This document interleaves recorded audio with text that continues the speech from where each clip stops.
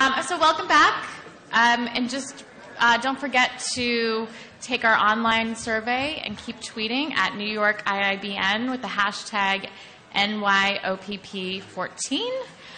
So next up we have long-standing IIBN member and recently appointed Dublin Commissioner for Startups, our friend Niamh Bushnell. On behalf of the IIBN, I'd like to congratulate her on her new role. We're extremely excited to see what comes of the work she'll be doing in Dublin over the next coming period, and how we here in New York can help her. I'm going to hand it over to Niamh, who will then introduce the Smart Start 60-second pitches.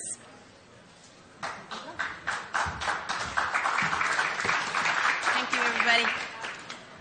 Good morning, and it's great to be back in New York. I left here after 16 years in late August, and I've been back in Dublin for about 2 months now, so it's great to be home back in New York. And I've actually just become an American citizen, which is kind of ironic after all these years. But anyway, so let me start by saying Dublin Commissioner for Startups, first time the city has this role.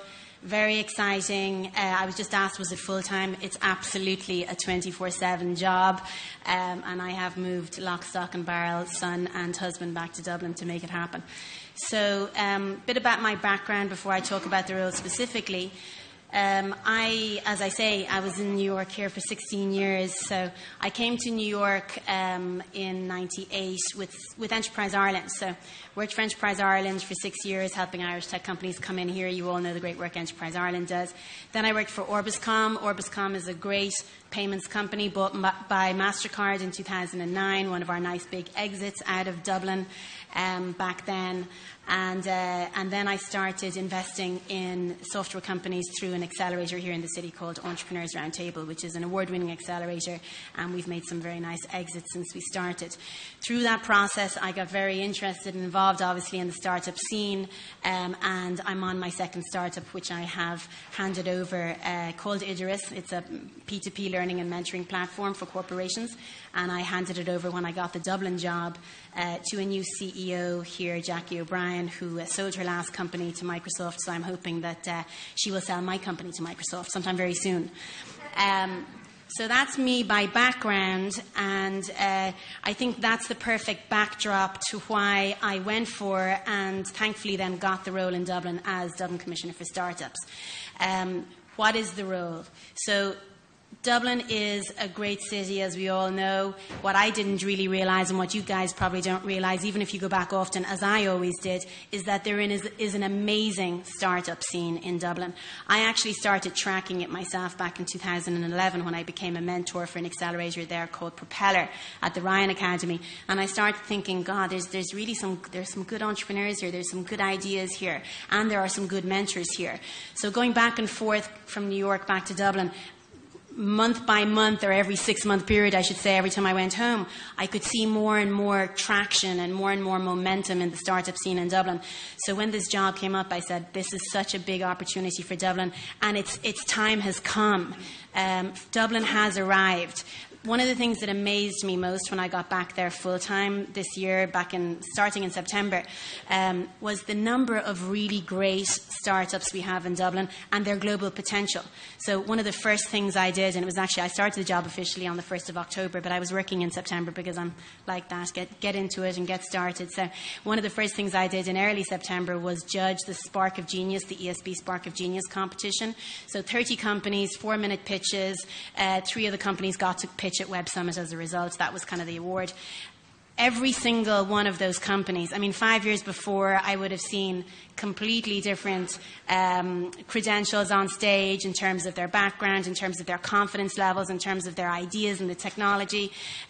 Every single one of those companies reminded me of the talent and the quality that I saw here in New York, because I was a startup entrepreneur here.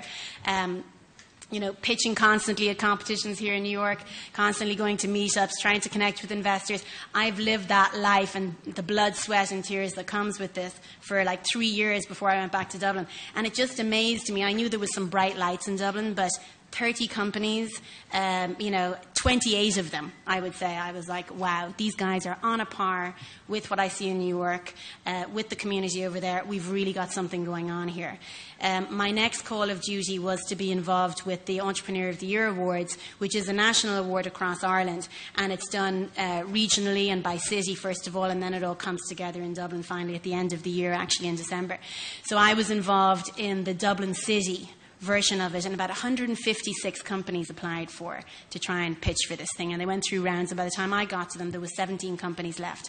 Again, these are guys all kind of just out of college, some of them still in college, in their early 20s, and the kinds of companies that came out of that are companies that you may have heard of. If you haven't heard of them, you should hear of them. Restored Hearing, Beats Medical are two of the medical companies that have come out with just amazing, high-tech, super big Irish companies that are very small right now, that are going to make it global, and we need to do everything we can to help them. So I've got a couple of messages for the audience here today, and one of them is that there are great technology companies coming out of Ireland, and it's our responsibility, all of us, to tell the story of them, because that's the role. I think part of the reason why the role came up, and it was a result of the Activating Dublin report that came out. This report, McKinsey did a report, then Activating Dublin, which brought together all of the stakeholders in Dublin, including government, investors, multinationals, chambers, everybody across the board. And then they all got together for a series of meetings over a year. How can we make Dublin a great global hub? And the Activating Dublin report, which came out last year, was the result of that.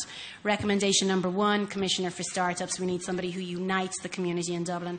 That's the role. So the things that I have found since I got back to Dublin, the first thing is we do not tell our story at all. We do not tell it in Dublin. We do not tell it outside of Ireland.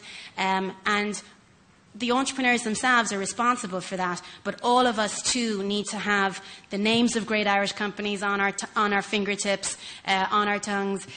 We need to be able to talk about the great companies that are coming out of Ireland and really support them on their journeys into the States and everywhere else as well. Now, that's going to take a bit of a cultural shift in Ireland, and I'm not, arrogant enough to think that I can make this all happen by myself, or even, that we can make it happen in the 2 years that I have this post for.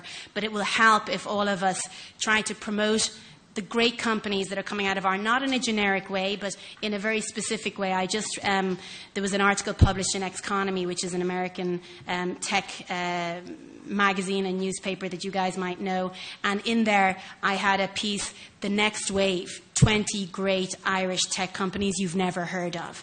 So articles like that, lists of companies like that, get to know what's going on in Dublin, as I have just done, and help us to sing the praises of these companies. One of my big kind of broken record things back in Dublin already I'm known for is the think big, talk loud lady. And that's what I want to continue to be. So I want our companies to think big, think global from day one, which some of them don't, and they should because they have that capability, and then to talk loudly about what they're doing. Like all of the years that I lived here in New York, every single day I would go to meetups and to pitch events, and companies would start their presentations always with, "We are going to change the world." And then you'd be sitting up waiting, what is it? And it could be a parking app. It could be, it could be candy for kids. It could be anything. But these companies presented themselves hugely and massively as global companies that were going to shift behavior, create new categories of products and services. And our companies need a little bit of that chutzpah. We need a little bit of that, we've got it, so let's flaunt it. So, let's help them do that. Let's promote them. Let's get them on the international stage, and let's prompt them to get more on the international stage. The other part is the city itself. I mean, I can't believe how engaged the investors are, the multinationals are, the professional services firms are in Dublin, engaged in the startup universe in Dublin. Everybody is, sponsoring, training, hosting. We need to do a lot more. We're not perfect by any stretch of the imagination. There's a huge opportunity to do more. But again, to see that ecosystem is super. And one of the things I have to do, one of my roles, is to connect that ecosystem better, because we have a great accelerator here, a great event here, a great hackathon over here. And they're kind of like these once-off things, and they're fantastic of themselves, but of course time moves on and everybody forgets.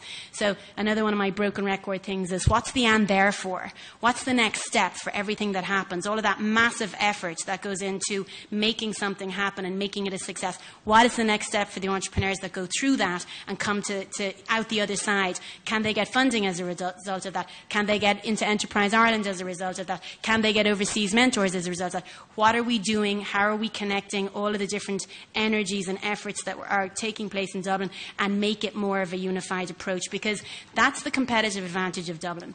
Like the scale in New York, we will never get there. And somebody said it earlier on, I think it was Dylan, are we going to be the next Silicon Valley? No, and we don't want to be the next Silicon Valley.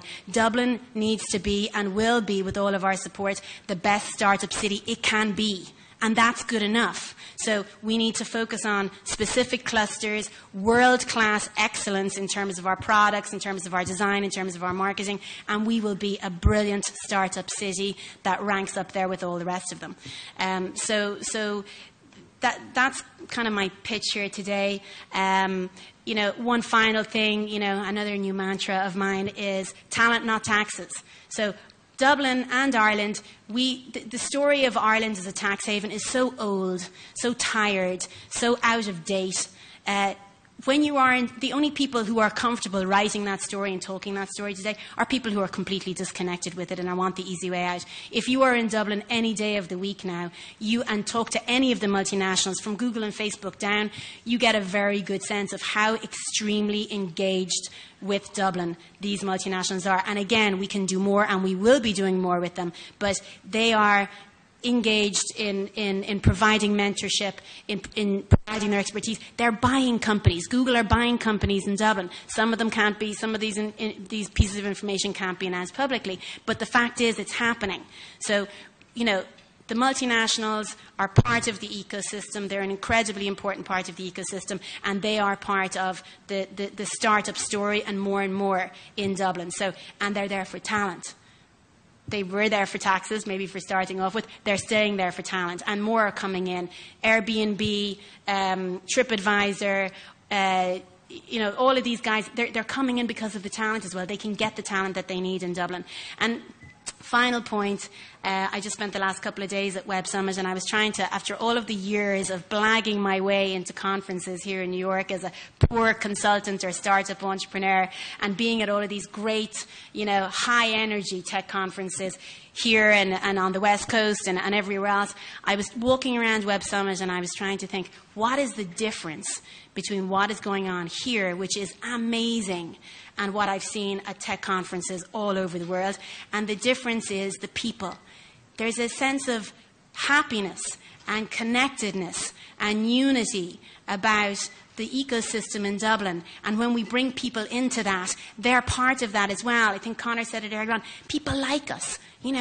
I did one of the pub crawls for Web Summit, and my God, I was so tired beforehand because I had done this Kaufman Fellows Conference all day, which is a whole other story, 200 investors from all over the world in Dublin for the first time. And I was so tired going to the pub crawl, I was dreading it. And I met all of these young entrepreneurs from like 7 different countries, from Asia, from Africa, literally they were from everywhere. And they were just all so insanely excited to be in Dublin. It's like as if it was an achievement of itself, that it just gave me so much energy. And the whole 3 days was like that. So Dublin is, and Ireland is, but my role is Dublin focused. Dublin is just a super energetic, happy and abundant city when it comes to technology, entrepreneurship, startups, and just help me to get that message out and help me to promote those entrepreneurs to themselves and to the world, and I would really appreciate that. Thank you.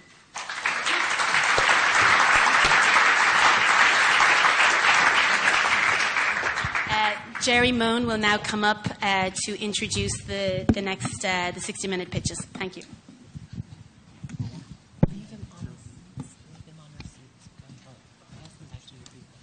Not afternoon yet. Good morning to you all. Jerry Moan, Smart Start, Smart Zone, and the gang out the side. I think as you've gone through the coffee break, you've had a chance to speak to each of them. This is just an opportunity, 60 seconds worth of an opportunity, just to get them to give a very specific message to you, to allow us, I suppose, from the island's perspective, to show you that it's a very broad range of startup, that it's not all software, that we've got agri-tech, meditech, and a vast array of superly bright and very talented young people delivering on a promise that is the future of the island. I'm not going to talk anymore to you. You can get a great opportunity to chat to them outside. The first to her feet is Deirdre. Are you up, Deirdre? Yep. And Deirdre is going to introduce her service, and then after that we've got 9 startups who are pitching for a place in the Shark Tank, along with Mary McKenna, who right now is tweeting about the damn thing. Thank you, Mary. Can't drum up any more audience, okay? You're going to get these 12. And there's going to be 6 of those go forward to about 2:40 in the afternoon and get another batch of advice and support from Mary and the gang there. So, Deirdre, the floor's yours. Thank you. So, I'm Deirdre O'Brien, and I'm a US immigration attorney. Oh, that's much better. In 1997, I founded O'Brien and Associates here in New York City. And in 2004, we opened an office in Kilkenny in Ireland. If there's one message I'd like to get across today, it's this. Don't procrastinate when it comes to US visas. Know what you can and can't do as a business visitor and come up with a bigger picture plan for when the time is right. A lot of clients who contact us are not ready to hit the US ground running immediately. But if you don't know where you're going, you won't know when you get there. So come up with a bigger picture and know what your visa options are. And if you seek advice early enough, you can be guided along the way, the steps that you can take to maximise your options for when the time is right. And in the meantime, you're travelling with confidence as a business visitor and not wondering every time whether you're going to meet a difficult immigration officer. Stephen Smith and Irish Central very kindly published an article this week for the conference, and you can access that and other useful materials on our website, o'brienandassociates.com. And there's no time to get into US immigration reform and other issues right now. But if you follow me on Twitter, at US Visa Expert, I thought that was the timing, at US Visa Expert, then, I'm posting regularly about US immigration reform and related issues. Thank you for listening this morning. Well done. Thank you.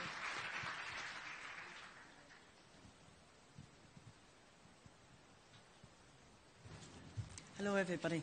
I want to introduce you to the Sausta Fitness Pod, patent pending and manufactured in Ireland. Spent the last 4 years in design and research and development, and this is going to be a game changer in the health, fitness and weight loss industry. It already is making an impact in Ireland and the UK with its 30-minute sessions, high-impact sessions. So the type of results we're getting from a health point of view, we have clients that actually within a 4-week period, 30 minutes each day, 3 times a week, they are actually reducing cholesterol, lowering blood pressure, after 2 to 3 months off blood pressure medication, off antidepressants, also reversing diabetes.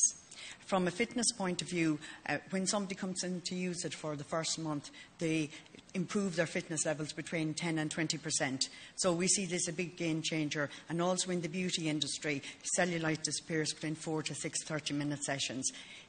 Thank you for your time, and I'm looking to liaise with people within the industry who actually are interested in distribution and speaking to me on distribution in the US market. Thank you.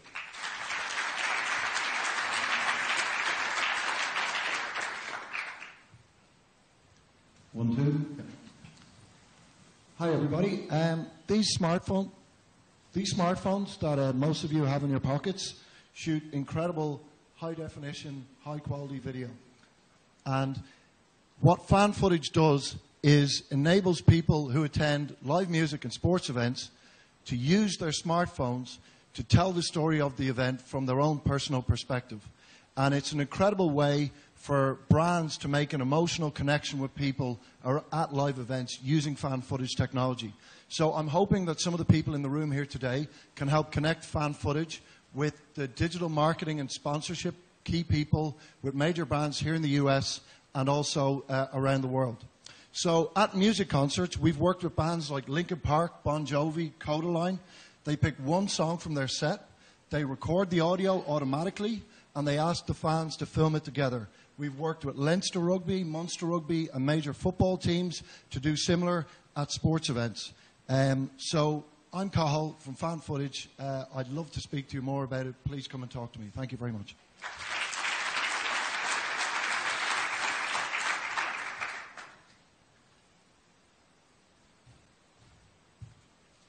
Hi. Click Clinic is a mobile-enabled website which connects people with non-serious conditions to healthcare professionals in just a few taps. All you need is your phone or computer. We bring healthcare from the kitchen table, or from the hospital to the kitchen table. So it's a bit like Uber for healthcare professionals.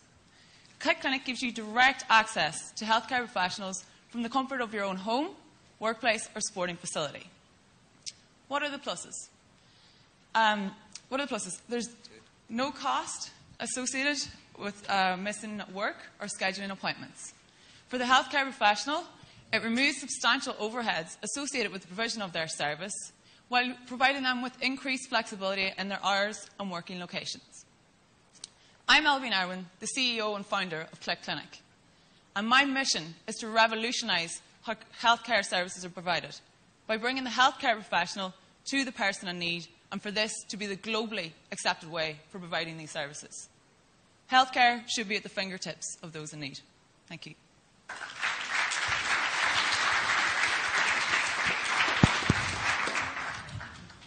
Good morning. My name is John Beckett, and I'm the CEO and co-founder of ChannelSite. 54% of people who visit a large brand manufacturer website have an active buying intent, but only 8% of those people at best are converting. We've developed some patent-pending technology that increases that to about 42%. So the market for this is huge. We've conservatively calculated that it's worth about $1.5 billion a year. And we know that 70% of brands have no solution to address this problem at the moment. So in terms of the revenue model that we have, we bill on the basis of a setup for each brand and retailer that we're working with, and we then charge a recurring monthly fee. We've already secured contracts with the likes of Philips, Procter & Gamble, Mondelez, who's Cadbury's, and Philadelphia Cheese, and a number of others. Our average contract value to date has been about $350,000. We did $445,000 of business in our first year, and we'll triple that this year. The founders are all experienced tech professionals and tech entrepreneurs, and we've invested over $1 million of our own money since we were founded in March of last year. We're now looking to raise $3.4 million, and we're also looking to meet people who or get introductions to CMOs or equivalent level in large brand manufacturers, primarily in the technology sectors, food and drink, and consumer goods. Thanks very much.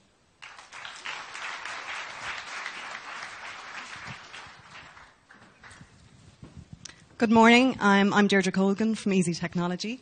Have you ever wondered how the farming industry balances the need to feed a growing world population with the environmental responsibility that they have?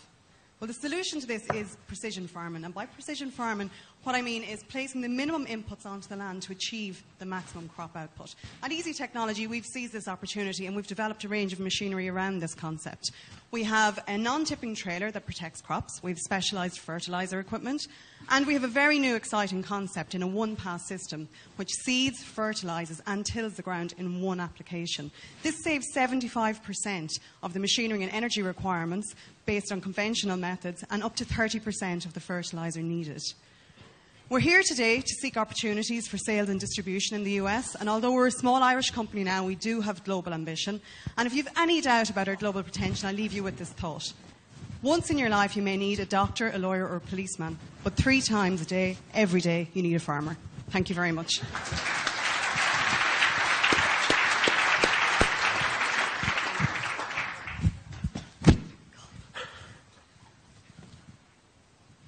Hi, everybody.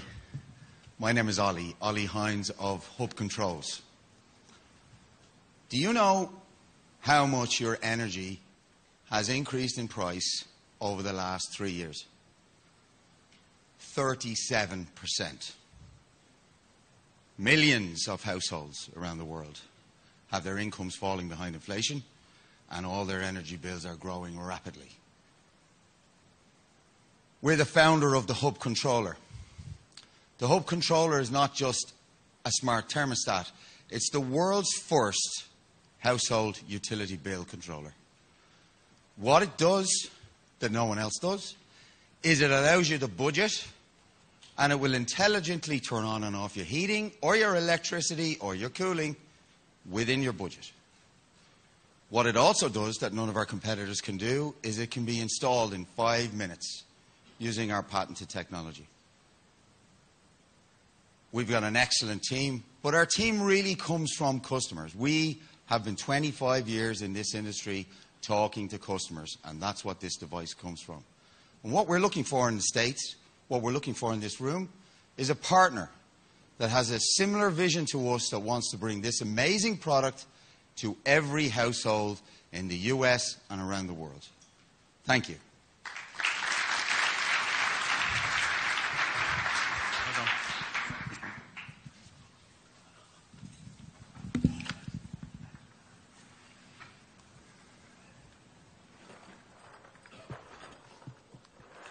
Flat pack furniture, as you know it. Allen keys, dowels, screws, arguments, nightmare. Whack pack furniture. Fun, functional, simple.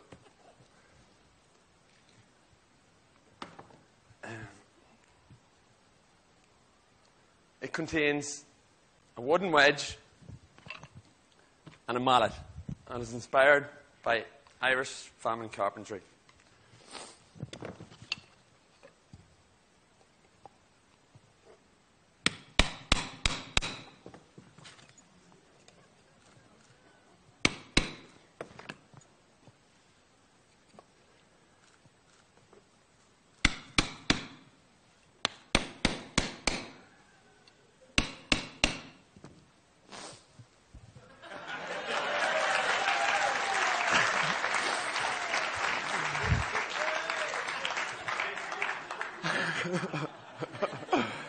Quality wooden products, self-assembly, satisfaction guaranteed, simply beautiful.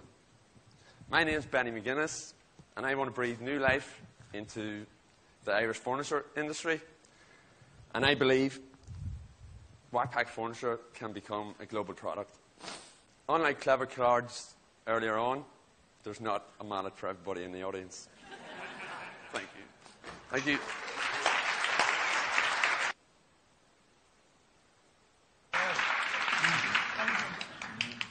Flavour of them all. There's another bunch of them after the break, and I'm hoping that you get a sense of the vitality, the energy, and the enthusiasm that these startups bring to it. They're much earlier than you saw, much earlier stage companies than you've seen already, but they are the people with the vision and the passion that's going to grow. As you can see from this young man, super opportunities. That's the sort of opportunity that we in Smart Start and in turn our venture capital fund Smart Invest are working with, both here and in Ireland. So we're giving them the opportunity to travel the Atlantic and to bring their product to you. Thanks very much, and we'll see you again in a wee while.